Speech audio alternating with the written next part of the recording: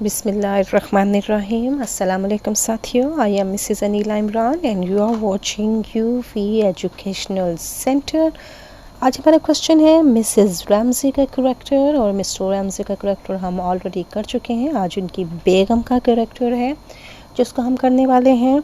उससे पहले ये देख लें कि ये नावल वर्जीनिया वुल्फ का लिखा हुआ नावल है और वर्जीनिया वुल्फ एक British essayist, novelist, child story writer हैं और ये 1882 में बॉर्न हुई हैं। अर्ली मॉडर्निस्ट कहलवाती हैं और 20th सेंचुरी की राइटर हैं। इंग्लिश नावल और इनोवेटर भी हैं क्योंकि इन्होंने एक स्ट्रीम ऑफ कॉन्शियसनेस के एक लिटरेरी टर्म को बहुत ज़्यादा बावर करवाया और अपने काम को इसमें मशहूर करवाया और इनकी ज़िंदगी में ही इनके जो काम को बेशतर ज़ुबानों में ट्रांसलेशन किया गया। बहुत ही नामवर मानी जाती हैं अपनी दौर में और ये विक्टोरियन एज को शो करती हैं क्योंकि ये हमें यहाँ मिसेस रैमज़ी का नाम नहीं मिलता, तो ये इस एरा को शो करता है कि वो अपने हस्बैंड्स के नाम से जाने जाते हैं। उनका फर्स्ट नेम कोई नहीं मिलता हमें यहाँ पर। इन्होंने लास्ट नावल अपना एक लिखा और जिस नावल के दौरान ये कुछ उसको कंप्लीट तो कर चुकी थी लेकिन डिप्रेशन का शिकार हो गई और एक दिन 28 मार्च को 1941 को इन्होंने अपना ओवरकोट पहना और उसकी पॉकेट्स को स्टोन से भर लिया और अपने घर के करीब एक रिवर में ड्राउन हो गई, उसमें डूब गई। 20 दिन के बाद इनकी बॉडी मिली और फिर इनके हस्बैंड ने इन्हें बरीड करवाया। डिप्रेशन की वजह से ये विक्टोरियन एज के उस दौर में चूँकि औरतें जितना भी लिख लेती थीं लेकिन वो उस पाए का तो कमा नहीं पाती थी जितना मेल कमा रहे थे और फिर मेल डोमिनेटेड सोसाइटी थी। मैंने इस क्वेश्चन के स्टार्ट में ही लिखा पेट्रार्चन सोसाइटी और डोमेस्टिक हाउसवाइफ का कैरेक्टर है ये मिसेस रैमज़ी का और ये भी उनका भी यही हाल था। वर्जीनिया वुल्फ का भी जितना मर्जी अगर वो बाहर का काम कर लेती थी तो लेडी ना अपनी नावल की जो है कामयाबी के बावजूद भी वो इतना अर्न नहीं कर रही थी जितना के मेल अर्न कर रहे थे, जिसकी वजह से वो डिप्रेशन का शिकार हो गई। आज हमारे साथ कैरेक्टर है मिसेस रैमज़ी का और मिसेस रैमज़ी हमारी इस novel to the lighthouse की प्रोटोगनिस्ट है। ये मेन कैरेक्टर है, सेंट्रल कैरेक्टर है और इसी कैरेक्टर के गिर्द पूरा नावल घूमता है। इवन पार्ट 1 तो सारे का सारा इन पर डिपेंड करता है। पार्ट 1 के जितने भी चैप्टर्स हैं उनमें हमें सिर्फ मिसेस रैमज़ी का ही कैरेक्टर नज़र आता है और मिसेस रैमज़ी की ही सारी बातें, सारे काम, सारा कंट्रोल, गेस्ट को सर्विंग, सोच विचार पूरा मिसेस रैमज़ी पर है। ये द विंडो वाला टॉपिक और द विंडो वही है कि हम इस ज़िंदगी की विंडो से झांकते हैं, हम इस ज़िंदगी की विंडो से दूसरी तरफ देखते हैं। हमारी कई ख्वाहिशात होती हैं जिन्हें हमने गुजारना होता है, जिनको हमने पाना होता है, ये विंडो से हम झांकते रहते हैं। टाइम पासिस इसका पार्ट 2 है जिसमें टाइम बड़ी जल्दी से पास हो जाता है, 10 साल का अरसा गुजर जाता है और फिर इसका थर्ड पार्ट जो है द लाइट हाउस आलमोस्ट एक दिन पर मुश्तमिल है और इस दिन में ये लोग अपनी मंजिल मकसूद पर पहुंचते हैं। मिसेस रैमज़ी से बात करते हैं, आज उनका कैरेक्टर देखते हैं किस किस्म की लेडी हैं। Character and role of Mrs. Ramsey discuss. Mrs. Ramsey is a powerful influence ever after her death. मौत के बाद भी ना ये नावल में छाई रहती हैं, नज़र आती रहती हैं लिली ब्रिस्को को और मौत के बाद भी लोगों के कॉन्शियसनेस में होती हैं, ये सब कॉन्शियसनेस में होती हैं, उनको ये दिखाई देती रहती हैं। उनका असर क्या है मौत के बाद? क्वेश्चन कुछ इस तरह से है। Mrs Ramsay the mother of 8 children, 8 बच्चों की वालिदा है, is a middle aged woman और ये दरमियानी उम्र की खातून है, बुढ़ापे के करीब है। शी वाज तकरीबन 50 साल के करीब इनकी उम्र बताते हैं। She is a women of great physical charm और अपने जिस्मानी हदोखाल से बड़ी खूबसूरत है, ना ज़्यादा मोटी ना ज़्यादा पतली, खूबसूरत सी खातून है। There are a number of references to her beauty. For example, बड़े ज़्यादा हवाले मिलते हैं उनकी खूबसूरती के लिए, जैसे मिसाल के तौर पर the happier Helen of our times, हमारे दौर की खूबसूरत हेलन हमारा एक ग्रीक कैरेक्टर है और ये जो ग्रीक कैरेक्टर है ये ट्रोजन वॉर का कैरेक्टर है और ये डॉक्टर फोस्टर से भी इसकी हमें पहचान होती है जब वो इसको बुलाते हैं अपने लास्ट एक्ट में, और पता चलता है कि भाई ये बड़ी खूबसूरत खातून है, और इसी वजह से इन्हें भी हेलन से मुशाबा किया गया है। She is admired by all her guests, उसके जो गेस्ट्स होते हैं, मेहमान भी उसकी तारीफ़ करते हैं। Even women are also fascinated by her personality, यहाँ तक कि ख़वातीन भी उनकी शख्सियत से, अपनी शख्सियत से वो ख़वातीन का भी दिल मोह लेती हैं और ख़वातीन को भी अपनी तरफ माइल कर लेती हैं, मेल तो एक जगह। She largely dominates the novel, dominates है, बड़ी गालिब आई हुई हैं, बड़ा हिस्सा उन्होंने नावल का जो है ना उस पर कब्ज़ा किया हुआ है। नावल की ज़्यादातर डिस्कस ही इनके बारे में है क्योंकि मेन कैरेक्टर है ना, और इवन मरने के बाद भी इन्हीं का जिक्र है, इन्हीं की बातें चलेंगी, इन्हीं का ही किरदार नज़र आएगा, इन्हीं की ही पेंटिंग लिली बनाती है और इन्हीं को ही देखती रहती है। And exercises her influence on every character, exercises क्या करती हैं, डालती हैं, असर डालती हैं अपना हर किरदार पर, चाहे वो गेस्ट हैं, चाहे वो बच्चे हैं, चाहे वो हस्बैंड हैं, चाहे वो फैमिली फ्रेंड है, इवन इनकी काम करने वाली है, कोई भी है, सब पर इन्होंने अपना एक असर तासुर डाला हुआ है। But physical beauty alone can not account for her attractiveness, लेकिन उनका सिर्फ और सिर्फ यही नहीं हवाला दे सकते जी वो जिस्मानी तौर पर बड़ी खूबसूरत थी, बड़े खदोखाल उनके खूबसूरत थे, यही काफ़ी नहीं है। She is also very considerate, वो बड़ी मुस्तकिल मिजाज हैं, पोलाइट शाइस्ता है, कल्चर्ड बड़ी महज़ब हैं, ह्यूमन नरम दिल है, एंड काइंड हार्टेड, और यहाँ पे भी मेहरबान दिल की मालिक हैं।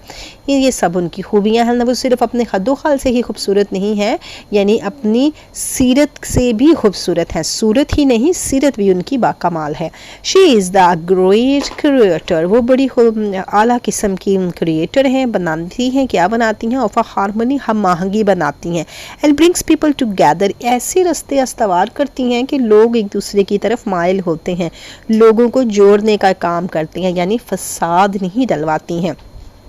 इन द डिनर पार्टी, अगर इनके घर में ये एक डिनर पार्टी होती है जो हमें पहले ही नावल के पहले पार्ट में दिखाई देती है, which forms the climax to the first part of the novel, जो कि पहले हिस्से में आती है, जब नावल का क्लाइमेक्स होता है तो ये पार्टी हमारे सामने आती है। शी आस्क्स लिली, लिली से वो पूछती है to be concentrate to Tansley, कि वो टेंसले के बारे में सोचे, टेंसले के लिए अपनी शादी के बारे में सोचे। Tansley is brought out of his isolation, और टेंसले को भी उसकी आइसोलेशन से बाहर निकाला जाता है, and he feels more at home, और वो आकर घर में महसूस करता है कि वो घर का एक गेस्ट है, वो कटा कटा सा रहता है, लेकिन उसको भी ये घर में शामिल करती हैं और अपने घर के मसरूफियात में उसको उसकी अलग थलग होने वाली आदत से बाहर निकालती हैं, यानी बंदों की साइकी भी जानती हैं और उसे चेंज भी करना चाहती हैं। सिमिलरली, इसी तरह bye her little acts of corporation, उनके ये छोटे छोटे जो ताउन के अमल होते हैं, शी पैसिफाइज, वो तसल्लियाँ देती है मिस्टर रम से अपने शोहर को, एंड रोज बोथ, और खींचती है दोनों William banks and Carmichael out of their respective shells. Shells उन्होंने अपने बना रखे हैं, अपने होल्स में ये लोग रहते हैं, अपने होल से बाहर नहीं आना चाहते। वो इसी तरह से इनको इनकी बंद होल से, इनकी शख्सियतों से बाहर लाती है। कारमाइकल एक अपनी पर्सनालिटी में खोया रहता है, विलियम बैंक्स अपनी ही पर्सनालिटी के शख्स होते हैं, इन सब को वो बाहर लाती है अपनी शख्सियत से, इनकी शख्सियतों से इन्हें निकाल के इनको दुनिया की तरफ माइल करती हैं या अपने घरेलू अफराद की तरफ माइल करती हैं। इनकी कोशिश होती है कि एक दूसरे को जानें, एक दूसरे से बात करें, और इस तरह से ये लोगों को मिलाती हैं। इनका कोऑपरेशन होता है, हारमोनी पैदा करती हैं, ब्रिंग्स पीपल टुगेदर, एक दूसरे के साथ लाती हैं लोगों को। ये इनके कैरेक्टर की खूबियाँ हैं। Mr Ramsay's her husband leans upon her for sympathy, यहाँ तक कि उनका शोहर भी उनकी तरफ झुकाव रखता है कि बेगम से उसे कुछ हमदर्दियाँ हासिल हों। She is also a kindly mother, बड़ी मेहरबान माँ है, हु कैन टैक्टफुली सूथ है, जो कि बड़ी ही माहिराना अंदाज में सुकून देती हैं, एंड कम्फर्ट देम, उनके लिए सुकून और आराम पैदा करती हैं अपनी फैमिली के लिए, चाहे वो शौहर हों चाहे वो बच्चे हों। She plays his games and wins his heart, यहाँ तक अपने सबसे छोटे बेटे जेम को बड़ा खुश करती है और उसका दिल जीत लेती है बाय अश्योरिंग हिम, उसे यकीन दिलाते हुए that they would go to the lighthouse the next day, अगले ही दिन वो लाइट हाउस जरूर जाएंगे। वाइल हर हस्बैंड enrages, हालांकि हस्बैंड गुस्से में आ जाते हैं द चाइल्ड बच्चे पर, and arouses his hostility by saying, और उसकी दुश्मनी मोह लेते हैं ये कहते हुए that he won't possible, ये जो want है ये will not का एब्रीविएशन है। will not को जब हम लिखेंगे एब्रीविएशन के साथ तब वो want बनता है।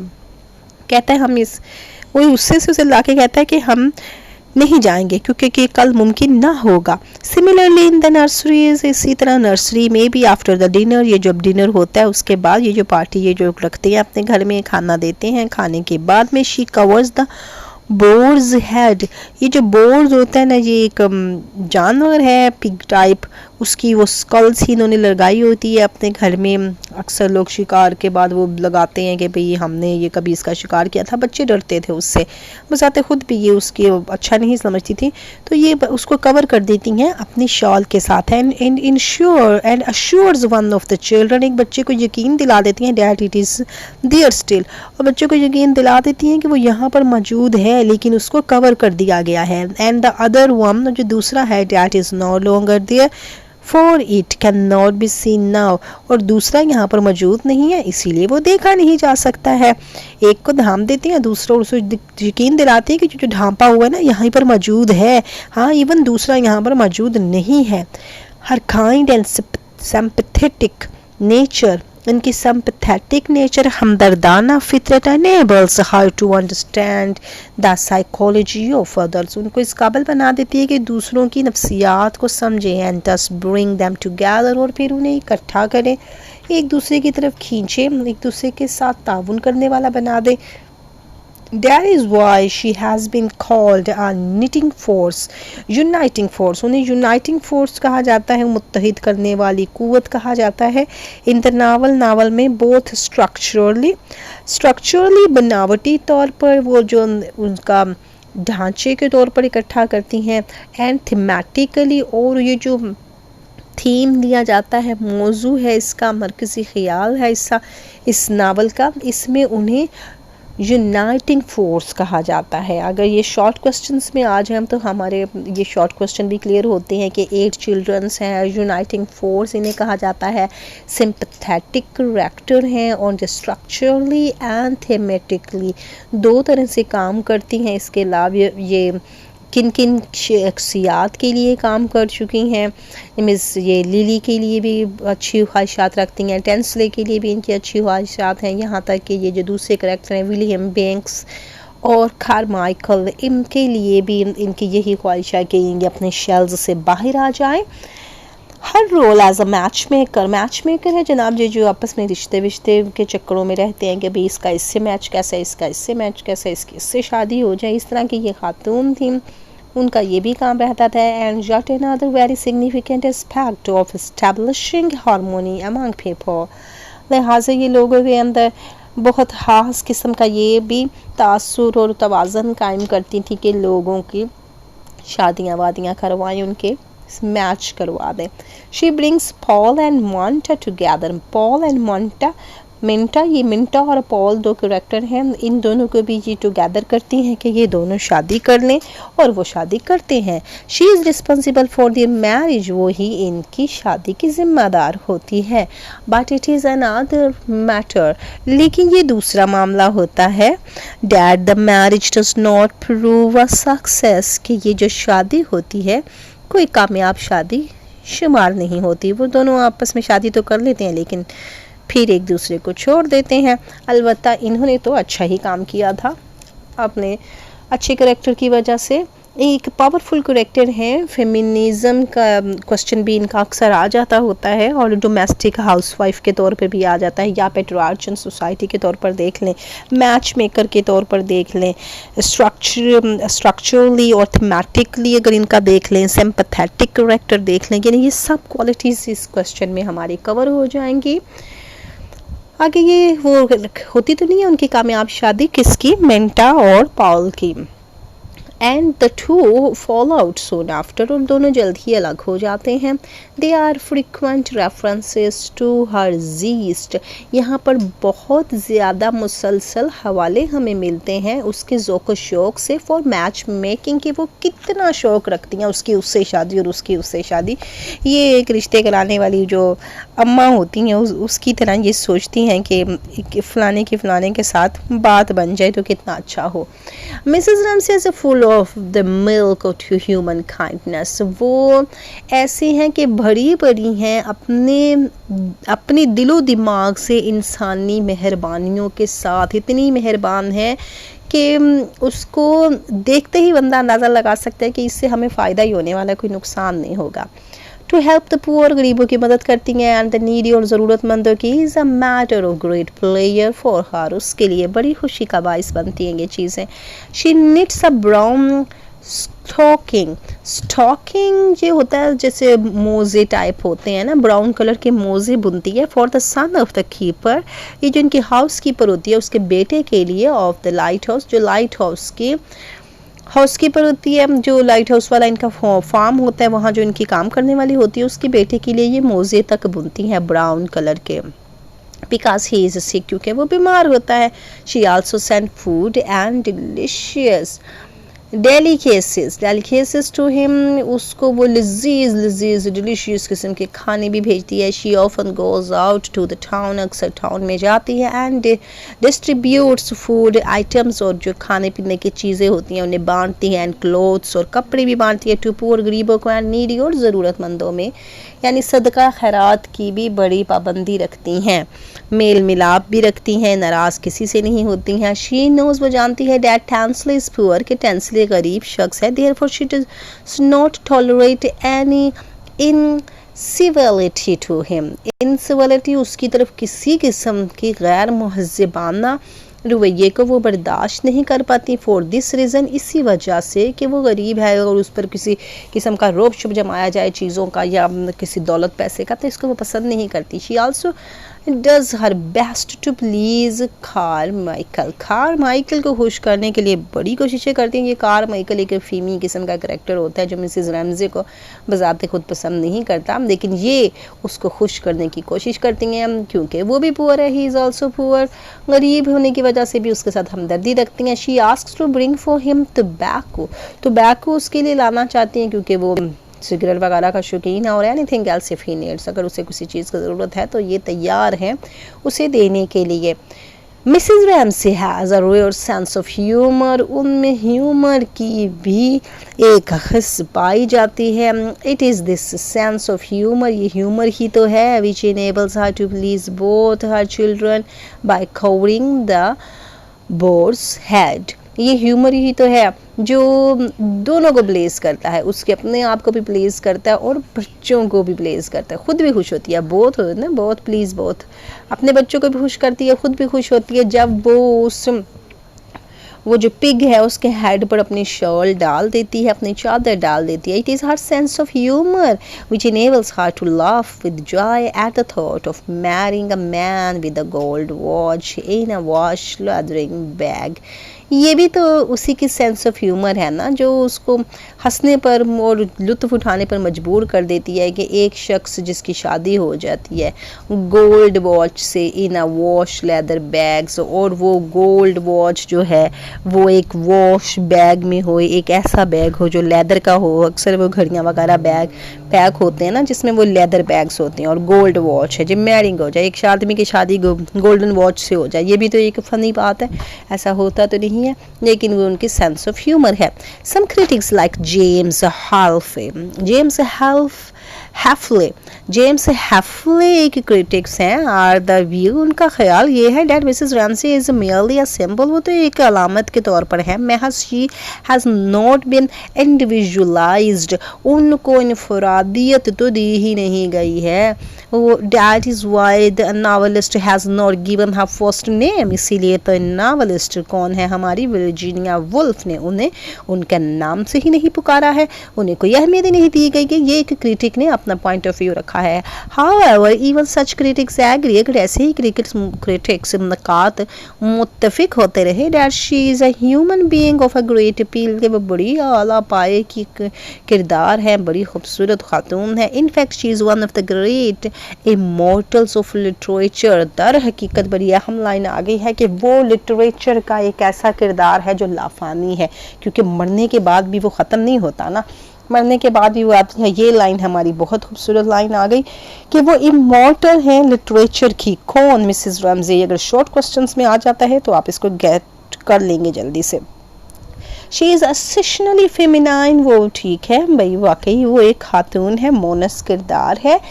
That is why the novelist also has emphasized her feminine weakness, लिहाजा उसने उसकी feminine weakness भी बताई हैं। इसकी फेमिनाइन वीकनेस, उसकी ख़वातीन किस्म की कमज़ोरियाँ भी बताई हैं। भी बच्चों के लिए कुर्बानियाँ देनी है, शोहर को प्लेस करना है, मेहमानों को खुश करना है, कम खर्चे में घर चलाना है, ये सारी उसकी जो खूबियाँ हैं, उसकी कमज़ोरियाँ हैं, उन सब पर भी उसने नज़र दोहराई है। किसने? राइटर ने।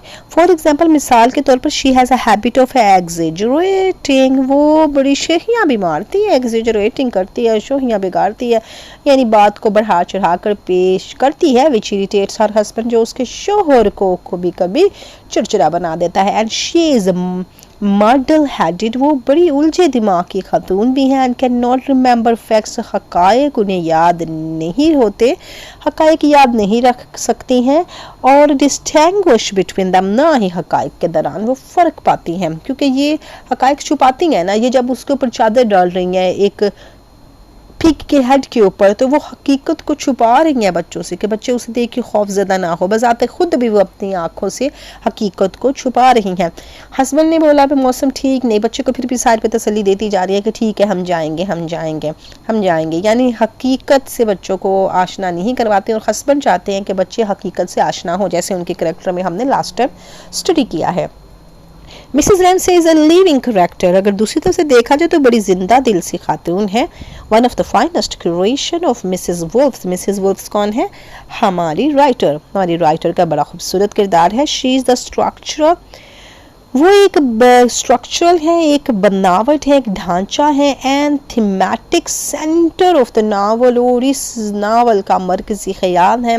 इस नावल का एक ढांचा क्या होता है? जिसके ऊपर कोई बॉडी चिपकी पड़ी होती है, तो ये एक ढांचा ना हो तो कोई बॉडी नहीं बनती है। ये एक ऐसा स्ट्रक्चरल और थीमेटिकल कैरेक्टर है कि इसके साथ ही पूरा नावल आगे चल रहा है। इवन लास्ट सीन तक भी ये कायम रहती हैं। जब वो मिस्टर लिली ब्रिस्को इन्हें अपनी पेंटिंग में उतार लेती है, तो ढांचा ही पूरा इन्होंने उठाया हुआ, थीम ही पूरा इनके साथ है, सेंटर है, मरकज है नावल का। And the source of the unity in it, और वही इस नावल में जरिया है इत्तेहाद का। She holds together the various characters and events in the novel में मुख्तलिफ किरदार और वाक़ियात को जोड़ने का अमल भी करती हैं, उस पर भी इनका अपना काफ़ी हाथ रहता है। इन वेरी ओपनिंग चैप्टर, अगर हम पहले से बड़ा शुरू वाला चैप्टर देख लें, our attention is focused on Mrs Ramsay alone, हमारी सारी तवज्जो सिर्फ और सिर्फ मिसेस रैमसे पर ही होती है, अकेले उन पर। She sits as the window पे बैठती है, क्योंकि पहले पार्ट का नाम ही तो विंडो है। Mrs Ramsay's impressions of these peoples fill out the seams for the readers, और मिसेस रैमसे के तासुरात जो होते हैं वो रीडर के ऊपर इसी सीन से उनके तासुरात रीडर पर अपना अक्स छोड़े जाते हैं। सिटिंग देयर, बैठी हुई हैं। She serves as a model, वो लिली के लिए तो एक मॉडल है of painting the lawn. Lily lawn में पेंटिंग बना रही है और वो लिली के लिए बैठी हैं खिड़की में, और लिली के लिए एक खूबसूरत मॉडल की हैसियत से हैं जिस पर वो काम कर रही हैं। और ऐसे ही हम भी उनके किरदार में घुसते चले जाते हैं कि भाई देखते जाएं कि इनका किरदार है कैसा, आगे हमें और क्या क्या इनसे अच्छी बातें सीखने को मिलेंगी। इट इज़ मिसेस रैमसे ही तो है who holds the different characters together, मुख्तलिफ किरदारों को इकट्ठा करती हैं। From Lily Briscoe to Charles Tansley, Lily Briscoe से चार्ल्स टेंसले को इकट्ठा करना चाहती हैं। There is a large variety of peoples assembled there, बहुत ज़्यादा लोग इनके घर में इकट्ठे हुए हैं, but living under the same roof, लेकिन रह रहे हैं वो एक ही छत के नीचे। They are more like scattered stone, लेकिन वो क्या है, बिखरे हुए पत्थर हैं, बेजान हैं। रह वो एक छत के नीचे रही हैं, लेकिन उनका एक दूसरे से कोई ताल्लुक नहीं है, इसीलिए ये उन सबको इकट्ठा करना चाहती हैं। Somebody must bring these stones together, किसी ना किसी को तो ये सारे के सारे बेजान पत्थर इकट्ठे करने हैं। इनको इकट्ठा करेंगे तो इनसे वो क्या बनाना चाहती हैं, and carve out a building, और नक्शो निगार और तराशना चाहती हैं। carved होता है, तराशना चाहती हैं एक खूबसूरत इमारत। ये सारे पत्थर मिलेंगे तो एक खूबसूरत इमारत बन जाएगी। हर एक में अपनी क्वालिटी है, हर एक में अपनी खूबी है, उन सब की वो खूबियाँ इस्तेमाल होंगी तो एक अच्छी चीज़ निकल कर बाहर आएगी। This job of construction is performed by Mrs Ramsay. अब अगर हम कहें कि भाई ये सारे को कैरेक्टर्स को टुगेदर किसने किया, तो मिसेस रमसे ने किया ये जॉब, उन्होंने ये काम किया। Her role as uniting and harmonising force, उनका किरदार जो है इकट्ठा करता है, मुत्तहिद करता है, हार्मोनाइजिंग करता है, तवाज़ुन पैदा करता है कुव्वत के अंदर। किसी भी किरदार के साथ वो बड़े हम आहंगी से रवैया रखती हैं। Force is remarkably clear at the dinner party पर उनका ये सारा किरदार हमारे सामने वाज़िया होकर आ जाता है, because the people assembled there are self willed, self centred and even eccentric. अब ये देखें, वो जो लोग वहाँ पर इकट्ठे हैं पार्टी में, इन्होंने सबको अरेंज किया है, लेकिन वो सारे के सारे क्या हैं, एक तो बोला स्कैटर्ड स्टोन है वो सारे के सारे। अब दूसरे क्या है, सेल्फ विल्ड है, अपनी मर्जी के मालिक हैं, सेल्फ सेंटर हैं, अपने ही आपका सोचने वाले हैं, एंड इवन एक्सेंट्रिक हैं।